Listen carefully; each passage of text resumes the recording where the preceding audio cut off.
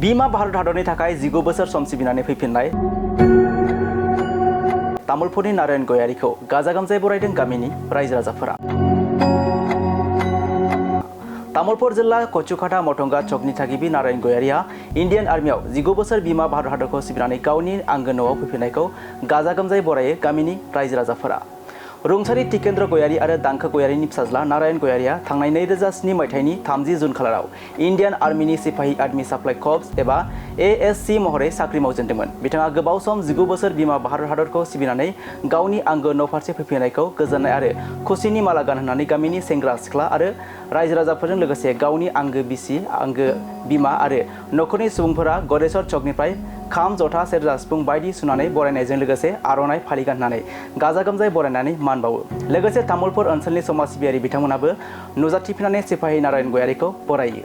Indian आर्मियाव थानाय समाव हादर रैखाथिनि थाखाय दाब दाब जायगाफोरावबो थांनो गोनां जादोंमोन बिथां गयारीआ। जम्मु काश्मीर, राजस्थान, अरुणाचल प्रदेश, हारियाना आरो बेंगालुरु बायदि बायदि दाब दाब जायगाफोराव बिथाङा जेंना जेंसिफोरखौ नेवसिगारनानै माखासे खस्थ'नि गेजेरजों बिमा हादरखौ सिबिबोदोंमोन। बिथाङा आथिखालनि जाखांबोनाय लाइमोनफोरखौ बिमा भारत हादरखौ सिबिनो थाखाय थुलुंगाखां बोसोन होयो। आंनि मुङा नारायण गयारी।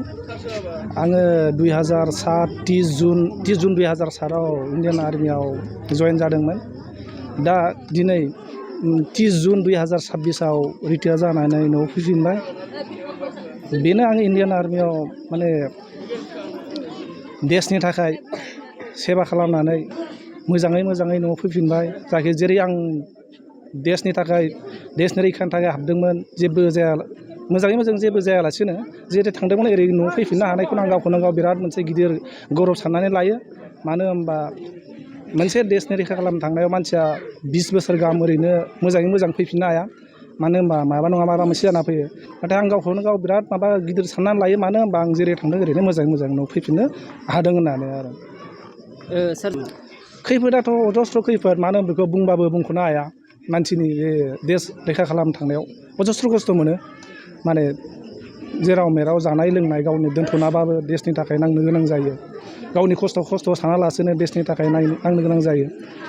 गोबां खस्थ' दङ, गोबां हेंथा दङ। बेफोरखौ गावनि खस्थ' सानालासेनो जोङो बेखिनि माबा होनानै देशखौ रैखा खालामनानै फैबाय। बेनि थाखाय गावखौनो गाव माबा सानो आरो। सार हादरनि बबे जायगायाव नोंथाङा? हादरनि आङो जम्मु काश्मीराव खननै थांबाय। बे राजस्थानाव थांबाय, हारियाना, अरुणाचल, बिथिंजाय बेंगलरनि जायगायाव दानानै फैबाय। सार जिहेतु आङो जाखांफुनाय लाइमोनखौ दानि ओरैनो लाइमोन गथ'फोरखौ बेखारै थायालासेनो मोनसे नङा मोनसे गावनि बेस्थ' बयखौबो थाजानो लुबैयो। मानो होनबा दानि दिनाव ओरैनो थांना थानो हाया। माबा नङा माबा मोनसे मावनो, गावनि जिउनि थाखाय माबा मोनसे मावनो गोनां जायो। बिनि थाखाय दानि गासैबो लाइमोनखौ मोजाङै बा देशनि रैखा खालामनाय बा गावनि आथिं गसंना थानो हानो थाखाय बयखौबो नाजाजानो लुबैयो। मानो होनबा दानि समा बेखार थाजानाय सम नङा। बेनो आरो बयबो गोसो होलायनानै देशनि थाखाय बा माबानि थाखाय ओंखारजानो बयखौबो खावलायो आरो। सार नोंथाङा आजिरा लाना फैबाय।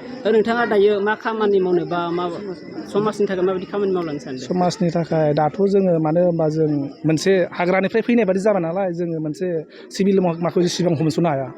मा जाना दङ, मायाव मा मावो, सोरजों सोर रायलायनांगौ, मा रायलायनांगौ, बेफोरनि फारसे जोंहा एसेबां आयदा गैया। मानो होनबा जोंनि फारसेल'सो जोंनाव माबा मोनसे गियान दं नालाय। बेफोरनि थाखाय जों एसे गोबाव सम नांगोन बेयाव मिलायनो थाखाय, मानसिफोरजों थानो थाखाय माबोरै माबा मावनो हागोन। बिनि थाखाय एसे सम लानानै साननोसै, दा फैग्रोनानै एसे रेस्ट खालामनानै। सार दिनै गामिनि रायजो राजाया नोंथांखौ जे लोब दोलोनो बे समाव टाइम दिहुननानै मानसिफ्रा लैहोर फैनानै आंखौ बिदिनो बरायदों, बिसिनि माबादों। आं गावखौनो गाव बिराद माने खाफाल गोनां, भाग्य गोनां। आरो जेरै फैदों बेबायदिनो गामियाव सनमान मोनदों आरो देश रैखा खालामनाबो मोजाङै मोजां फैफिनबाय। आरो गामियाव एसेबां सनमान मोननो थाखाय गावखौनो गाव बिराद गोजोननाय मोनदों। आरो बयखौबो साबायखर होबाय आं गासैबो रायजो गासैबो। Thank you.